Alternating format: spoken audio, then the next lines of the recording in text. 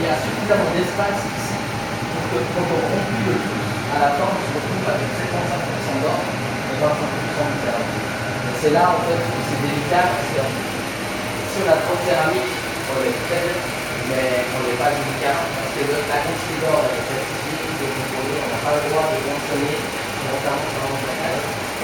On n'a pas le droit de consommer quelque chose qui n'est pas justifié, à savoir qu'en fait, un faussaire de tronçon, c'est comme un faussaire de monnaie. Juridiquement, c'est la même chose. Et si on n'a pas assez de céramique, bah, ce ne sera pas assez dur. Donc, une fois qu'on a contrôlé le fritage, on obtient une préforme en céramique.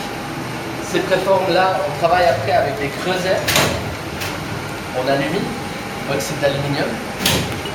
On le pose à l'intérieur, au fond, et dessus, de l'or, ça c'est de l'alumine, de l'or, et tout ça va au four qui est derrière. On chauffe, on fond le métal sous vide. On va tirer le vide, on va vider tout l'air qu'il y a dans la céramique au fond, et le métal il va fondre, il va faire une couche hermétique en fait au-dessus de la céramique. Et une fois qu'on va casser le vide dans le four et pressuriser tout le four, le métal il va pousser en fait, il va rentrer dans la céramique et complètement le remplir. Et on obtient du magic.